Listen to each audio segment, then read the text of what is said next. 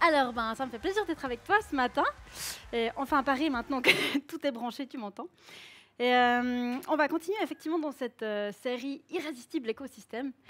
Et on a vu avec Stéphane et Joël comment était la vie de Jésus. Et je te fais un petit récapitulatif, comme ça On a vu avec Stéphane que, avec ses points, c'était connaître l'amour de Dieu et sa grâce. En pratique, c'était recevoir et demeurer, savoir qui est Dieu et qui il n'est pas, étudier et discerner, expérimenter et vivre la puissance de Dieu, s'entraîner et s'abandonner.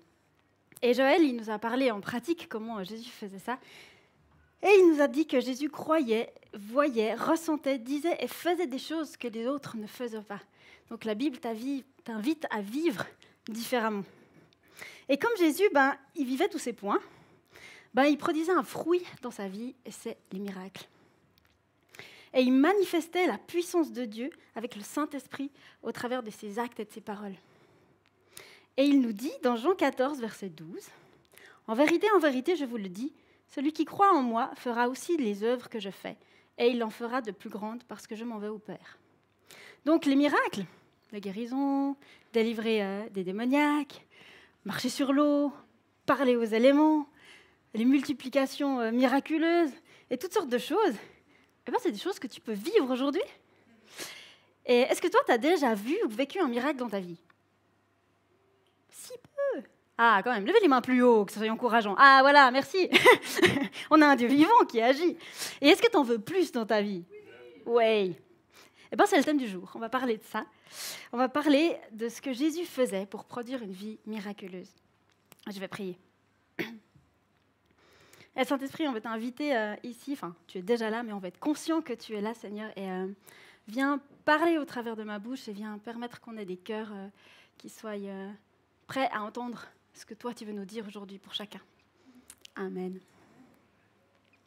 Donc, il n'y a pas de formule ou de recette secrète, de recette parfaite pour un miracle. Jésus, il a fait de manière différente quasiment à chaque fois. Parfois, il a proclamé. Parfois, il a juste dit d'accord à quelqu'un qui l'avait demandé. Parfois, il a agi. Et parfois, il n'a même pas pu. Quand il est retourné chez lui, dans sa terre natale, il n'a pas pu faire tous les miracles qu'il aurait souhaités. Mais néanmoins, il a quand même participé à beaucoup de miracles. Et on pourrait se dire que Jésus, en tant que fils de Dieu, c'est un petit peu normal. On pourrait penser que sa nature divine lui procure un avantage dans ce sens. Mais Jésus, il était aussi pleinement homme. Et la question, elle subsiste, par exemple, avec quelle nature Jésus a-t-il marché sur l'eau? Est-ce qu'il a marché sur l'eau en tant que fils de Dieu avec des pouvoirs? Ou est-ce qu'il a marché sur l'eau en tant que fils de Dieu pleinement homme, en collaboration complète avec le Saint-Esprit et en symbiose parfaite avec son Père? La Bible, elle dit que Jésus, il était pleinement homme. Tu vois ça dans Philippiens. Il dit, lui, qui dès l'origine était de condition divine, ne chercha pas à profiter de l'égalité avec Dieu, mais il s'est dépouillé lui-même, il a pris la condition du serviteur. Il s'est rendu semblable aux hommes en tout point, et tout en lui montrait qu'il était bien un homme. Donc là, on te dit que Jésus, en tout point, était comme un homme. Donc tous, il n'y a pas une petite chose qui n'était pas. Et la Bible, elle dit aussi qu'à son baptême, l'Esprit il est descendu sur lui. On voit ça dans Matthieu. Aussitôt après avoir été baptisé, Jésus sortit de l'eau, alors le ciel s'ouvrit pour lui, et il vit l'Esprit de Dieu descendre sous la forme d'une colombe et venir sur lui. Donc Jésus, il a eu l'Esprit comme ça qui est venu sur lui. Et dans Jean 5, verset 19, Jésus reprit donc la parole et leur dit, « En vérité, je vous le dis, le Fils ne peut rien faire de lui-même. Il ne fait que ce qu'il voit faire le Père. Et tout ce que le Père fait, le Fils aussi le fait pareillement. » Donc moi, je vote pour la deuxième option, qui est donc que Jésus a marché sur l'eau en tant que Fils de Dieu, pleinement homme, en collaboration complète avec son Saint-Esprit et en symbiose parfaite avec son Père. Alors qu'est-ce que ça change de savoir ça? Parce qu'en gros, il a marché sur l'eau, qu'il soit Dieu avec des pouvoirs ou comme un être humain. Ça change tout pour nous. Parce que ça change que Jésus, il faisait des miracles dans les mêmes conditions que toi. avec les mêmes défis de concentration, les mêmes besoins primaires, et puis les mêmes tentations. Et ça, tu peux le voir dans Hébreux 4, verset 15. En effet, nous n'avons pas un grand prêtre, donc Jésus, qui serait incapable de se sentir touché par nos faiblesses. Au contraire, il a été tenté en tout point, comme nous le sommes, mais sans commettre de péché. Donc maintenant qu'on sait dans quelles conditions Jésus il faisait des miracles, c'est intéressant d'étudier comment il faisait et comment il vivait pour qu'on puisse nous aussi les vivre, puisqu'on est appelés à les vivre. Alors donc, comment faisait Jésus, fils de Dieu, pleinement homme, en collaboration complète avec le Saint-Esprit et en symbiose avec son Père? Je te renvoie au premier prêche de Stéphane et de Joël. C'est exactement ça. Eux ont expliqué en fait comment Jésus y vivait et qu'est-ce qu'il faisait. Il passait beaucoup de temps avec son Père et il le connaissait. Il passait beaucoup de temps à prier. Il étudiait la parole. Et il savait à quel point il était aimé de Dieu. Lors de son baptême, non seulement l'Esprit est descendu, mais il y a une voix qui s'est fait entendre qui disait ces paroles. « Celui-ci est mon Fils bien-aimé, en qui j'ai mis toute mon affection. » Et c'est hyper important cette citation. Ça définit qui est Jésus et comment le Père il interagit avec lui. Il est le Fils de Dieu et il est aimé du Père. Et l'amour, ça change tout.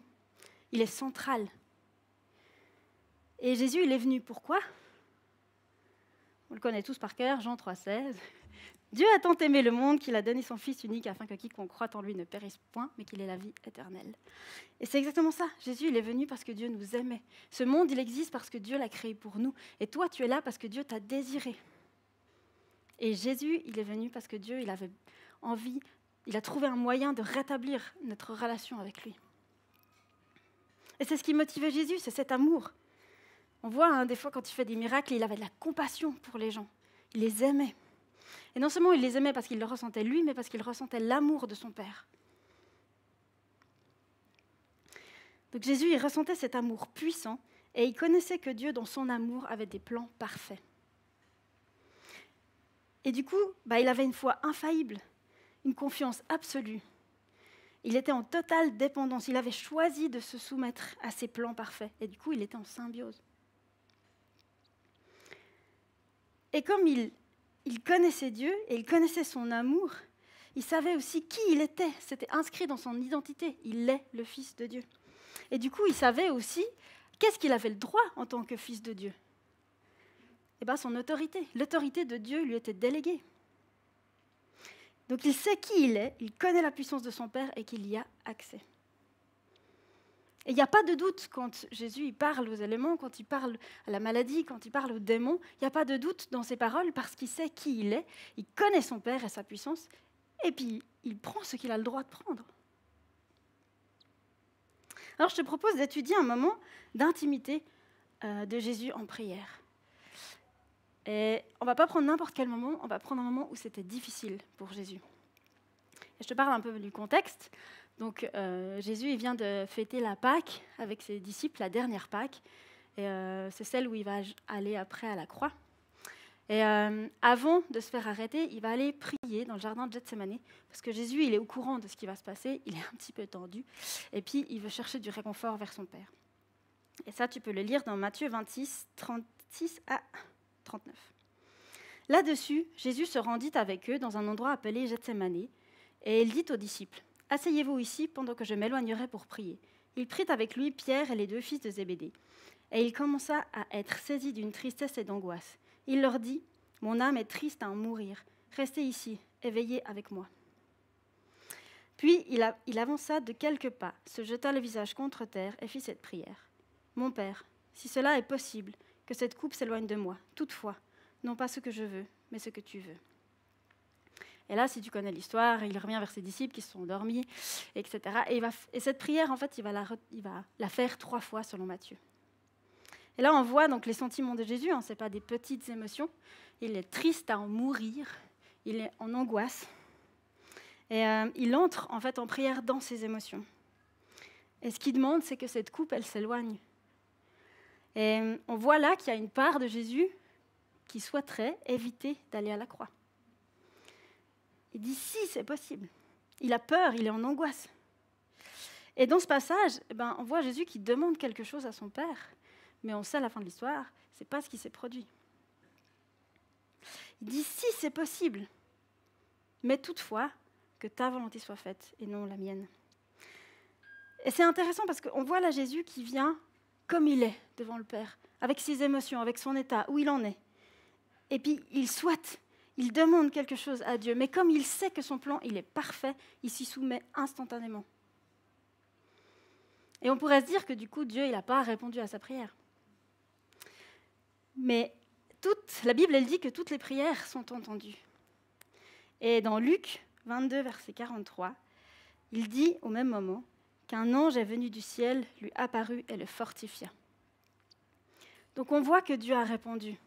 Il n'a pas laissé Jésus seul dans ce moment. Et il n'a pas répondu comme Jésus l'aurait souhaité, mais il a répondu comme il en avait besoin et comme il le fallait selon son plan parfait. Et on sait à quel point ce plan il est parfait pour nous aujourd'hui. Et l'histoire, c'est que Jésus il est allé sur cette croix, il est mort et il est ressuscité. Et c'est une grâce pour nous qu'il ait fait ça. Et devine quoi, cette mort et cette victoire à la croix, ça te donne quoi aujourd'hui, quoi, comme statut ? Tu es un enfant de Dieu. Dieu, il dit, « Je serai pour vous un père, et vous serez pour moi des fils et des filles, dit le Seigneur Tout-Puissant. » Donc toi aussi, tu peux appeler Dieu papa. Tu as été adopté quand Jésus a fait ce geste pour toi d'amour. Et tu peux avoir accès à cette puissance au nom de Jésus. Il dit dans Jean 14, 14, Jésus dit, « Si vous demandez quelque chose en mon nom, je le ferai. » Il nous délègue à son tour son autorité. Donc maintenant, tu peux parler au vent, tu peux marcher sur l'eau, tu peux parler à la maladie, tu peux parler aux démons. Et il y a des gens qui vivent ça aujourd'hui. En étudiant ce thème, j'ai vu des témoignages de fous, de personnes qui ont des ministères comme ça, de guérison, de délivrance. Et c'est des personnes qui cherchent vraiment puissamment Dieu, à le vivre, et qui se mettent en action et qui vivent de manière radicale ce que la Bible enseigne. Alors effectivement, il y a des dons et des talents qui sont répartis de manière différente. On n'est pas tous appelés à avoir un ministère de guérison ou de délivrance, mais on est tous appelés à le vivre de manière ponctuelle. Du moment que tu es un enfant de Dieu, tu y as accès. Et une des personnes qui avait un ministère comme ça, elle disait qu'il n'y a pas de personne plus grande ou moins grande dans ces domaines. En gros, on a tous la même autorité. Ce qui va changer, c'est la puissance avec laquelle elle va se manifester. Et ça, c'est plus tu fais de la place à Dieu, plus sa puissance, elle va pouvoir se manifester. Et il y a des gens qui transportent tellement cette gloire et cette puissance que quand ils rentrent dans des pièces, il y a des guérisons. Je trouve ça fou. Encore aujourd'hui, et on voyait ça déjà dans la Bible, l'ombre de Pierre guérissait des malades. Je ne sais pas toi, mais moi, j'ai trop envie de vivre ça. J'ai envie que quand je mette un pied quelque part, waouh, ça doit être juste génial de voir ça. Dire, ah. Mais en fait, on a cette puissance. On est des enfants de Dieu. On est des transporteurs de lumière. Le Saint-Esprit, il vit en nous. La puissance qui a ressuscité Jésus, elle vit en nous quand on met un pied quelque part.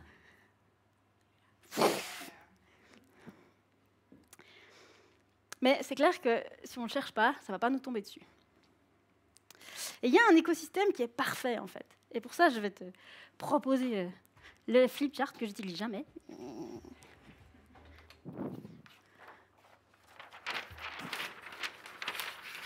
Alors, Dieu t'aime. Et il te cherche. Et il te trouve. Du coup, parce que Dieu t'aime et qu'il te cherche, tu l'aimes. Il faut que j'ai quand même mon papier. Que je ne me perde pas. Là. Et t'es béni. Parce qu'il t'a cherché et parce qu'il t'a aimé. Et parce que t'es béni, t'es reconnaissant, du coup tu l'aimes, parce que Dieu t'aime. Et du coup, c'est à ton tour que tu le cherches. Parce que tu es béni, tu es reconnaissant, tu l'aimes parce que Dieu t'aime. Et du coup, Dieu, il se révèle. Parce que tu l'as cherché, que tu es reconnaissant, parce que tu l'aimes, parce que Dieu t'aime. Et du coup, Dieu, il te montre sa gloire. Où est-ce qu'il est? Là. Tu lui rends gloire, en fait, parce que Dieu t'a montré qui il était. Donc, tu lui rends gloire parce que Dieu s'est révélé, parce que tu es reconnaissant que tu le cherchais, que tu l'aimes, parce que Dieu t'aime. Et puis, du coup, tu agis parce que tu as vu la gloire de Dieu, parce que tu étais reconnaissant, que tu l'as cherché, que tu l'as aimé, parce que Dieu t'aime. Et du coup, tu peux te confier en lui, parce que Dieu s'est révélé, que tu agis, que tu es reconnaissant, que tu parles de lui. Tu vois ce que je veux dire? Le principal truc là-dedans, c'est ça. Dieu t'aime. Et c'est le centre de toute chose. C'est ce qui va motiver tout le reste. Il est là, l'écosystème. Il tourne autour de ça, de ce point central.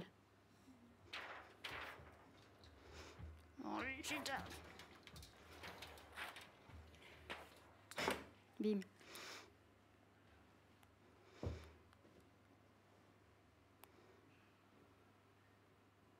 Faut que je me retrouve dans mes notes. Là. Donc l'amour de Dieu, il est central. Et si tu l'aimes, toi aussi, Jésus il dit, si vous m'aimez, vous suivrez mes enseignements. Il n'y a pas d'autre truc et astuce que de passer du temps avec Dieu, d'écouter et de faire ce qu'il te dit. Et je ne vais pas t'expliquer comment passer tes temps perso avec Dieu. Mais dans tes temps perso avec Dieu, il faut que ta relation elle soit suffisamment intime pour que tu puisses lui donner ton cœur vrai, comme il est, que tu laisses aussi Dieu parler, que tu le laisses transformer ce cœur de l'intérieur. Parce que c'est ça qui fera la différence. C'est plus Dieu aura de la place, plus tu lui fais de la place, plus il pourra manifester sa puissance comme il le souhaite. Il pourra agir dans ta vie pour toi et pour tes proches. Mais pour ça, ce qui va motiver le fait que tu laisses de la place à Dieu, c'est ça. C'est parce que Dieu, il t'aime. C'est ça que tu dois comprendre avant toute chose, ce que Jésus savait. Et c'est ce qui motivait Jésus. Et il cherchait avant tout Dieu parce qu'il savait ça. Et il agissait selon la volonté de son Père parce qu'il savait que Dieu nous aime tellement que son plan, il est parfait. Et il n'avait pas à douter de si oui ou non il fallait agir comme Dieu lui a demandé. Et c'est là qu'il y a des miracles, c'est quand tu alignes ta volonté à celle de Dieu. Et Dieu, il veut nous bénir. Et ça, c'est un truc qu'il faut vraiment qu'on se dise. Dieu veut nous bénir. Et plus tu comprendras cet amour parfait, plus tu comprendras qu'il a un plan parfait pour toi et qu'il veut te bénir, plus tu pourras agir sans comprendre. Parce que ça, c'est le propre de l'être humain, il faut toujours comprendre pourquoi. Pourquoi c'est difficile, pourquoi je dois faire ça, est-ce que je dois vraiment faire ça? Bon, au bout d'un moment, si tu sais que Dieu t'aime, que son plan il est parfait, ok, je fais, puisque c'est la meilleure des options en fait. Et je vais encore te transmettre quelques points supplémentaires. Connais ta Bible, vraiment. Il y a une puissance dans ce livre qui s'appelle la vérité. C'est une épée à double tranchant, nous dit la Bible. C'est une arme avec laquelle tu peux te battre. Et tu peux vaincre l'ennemi. Parce que l'ennemi, il nous ment. Et tu sais quoi? L'ennemi, lui, il connaît la parole. Et on voit quand il a tenté Jésus dans le désert, il ne l'a pas tenté avec n'importe quoi, il l'a tenté avec la parole. Et Jésus lui a répondu avec quoi? La parole. Et la vérité, l'ennemi ne peut rien faire. Parce qu'il est déjà perdu à la croix. Il sait qu'il est vaincu par cette vérité. Deuxième chose, la prière. Les prières, c'est puissant. Même si des fois, on a l'impression qu'on est seul, qu'on dit des mots qui vont nulle part, puis qu'on a l'impression que ça ne bouge pas, puis même qu'on ait beau mettre toute notre énergie. Mais en fait, toutes tes prières sont entendues. Et il y a une vraie bataille spirituelle qu'on ne voit pas. On ne voit pas ces deux mondes qui sont en train de se déchirer, mais ils sont bien réels. Et il y a souvent, dans la prière, si tu veux voir des miracles, c'est 80%, c'est dans la prière en amont. C'est une réalité. Et puis des fois, on pourrait demander à Dieu quoi prier. Parce que c'est vrai que quand on a demandé 3 fois la même chose, Dieu l'a compris la première fois. Alors, qu'est-ce qu'on peut prier d'autre? Peut-être qu'il y a d'autres enjeux. pour le cœur de la personne, pour que ses mensonges tombent, qu'elle puisse ouvrir son cœur à Jésus. Différentes choses comme ça. Il y a peut-être des batailles spirituelles qu'on n'a pas aidées, mais que Dieu sait, pour lesquelles on peut proclamer des prières et des demandes. Et la proclamation. Ça, c'est l'ensemble de la prière et de la Bible. Si tu sais proclamer les vérités, ça a un pouvoir. C'est fou. Et, moi, je fais un coaching et ma coach, elle nous enseigne en fait de faire des proclamations. Et moi, typiquement, je me bataille un peu avec les écrans. J'ai un peu de la peine à gérer.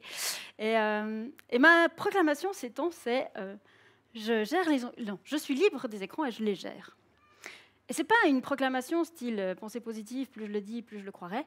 C'est quelque chose, en fait, je peux dire ça parce que la Bible me dit que je suis libre du péché et que le Saint-Esprit me donne la gestion de moi-même. Donc, je suis libre des écrans et je les gère. Pas par mes forces, mais par la puissance du Saint-Esprit qui est en moi. Et je proclame ça. Et tu sais quoi ? Ça va mieux. Parce que non seulement je le dis au diable, quand il vient me dire « 5 minutes », puis que ça fait 3 heures qu'après t'es devant, non, je dis « Non, je suis libre des écrans ». Et puis je le dis à mon âme, quand elle l'oublie, qu'elle a le droit de dire non, en fait.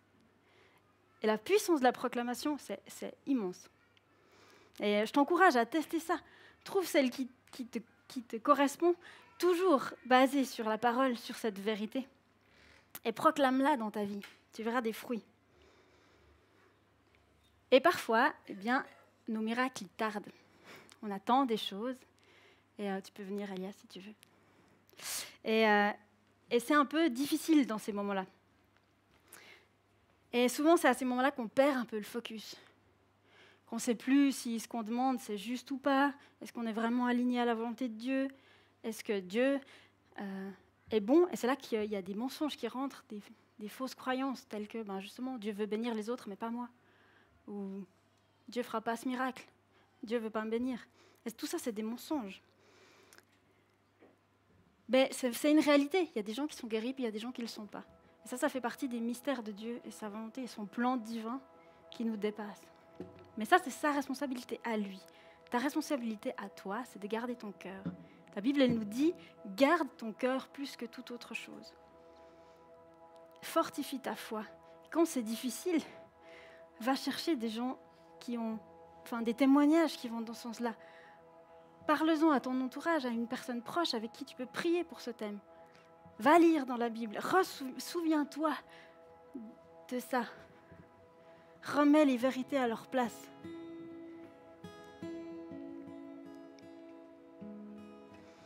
Et ce que Dieu fera, ça le regarde. Mais ce que toi tu fais dans ce temps-là, continue de t'accrocher à lui. Parce qu'il est ce Dieu qui a ce plan parfait. Et si tu dois retenir une chose aujourd'hui, c'est qu'il t'aime plus que tout. Il t'aime au point qu'il a livré son Fils unique pour toi. Il t'aime au point que même s'il n'y avait eu que toi, il l'aurait fait. Et il a des plans parfaits pour toi. Alors on va passer à un temps de face-to-face. Et j'ai un peu 3 questions qui peuvent t'accompagner dans ce moment. Comment est ton cœur ? Comment est ton état ? Parce que finalement, c'est aussi nos motivations profondes, comment elles sont. Et est-ce que tu as des fausses croyances ? Est-ce qu'il y a des choses qui sont des mensonges, qui sont inscrits en toi, puis que tu crois plus, ou que tu crois faux ? Et dans quel domaine de ta vie tu souhaites voir des miracles ? Et j'ai envie que ce matin, on puisse être un peu courageux et qu'on ose faire ces prières audacieuses. Puisque Jésus a dit, demandez en mon nom et je le ferai. Il est ce Père, Dieu est notre Père qui nous aime plus que tout, qui a des plans parfaits et qui veut nous bénir. Alors, demande.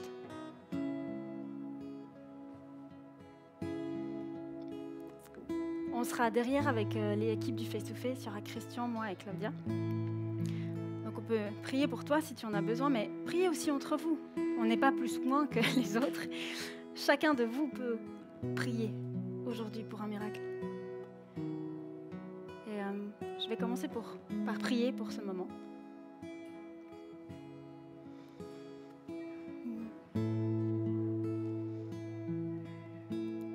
Seigneur, merci parce que tu nous as aimés plus que tout. Parce que tu es ce Dieu qu'on peut appeler Papa. Je ne connais pas d'autre Dieu qu'on peut appeler Papa. Tu es le seul vrai Dieu, ce Dieu puissant qui nous a tellement aimés. Tu nous as donné ton Fils, mais tu nous as aussi donné ton Saint-Esprit. Cette délégation de ton autorité qui agit en nous. Alors merci pour ça, Seigneur. Et je prie ce matin qu'on puisse faire tomber l'incrédulité, qu'on fasse tomber les doutes, faire tomber les fausses croyances. Elles n'ont pas le droit d'agir en ce lieu parce que tu es la vérité. Et je te prie que cette vérité, elle s'inscrive dans nos cœurs pour qu'on puisse marcher avec courage et audace. Seigneur, viens œuvrer ce matin selon tes plans, selon ta volonté. On veut se soumettre à toi, Dieu Tout-Puissant de l'univers, et te faire confiance. On est tes enfants chéris.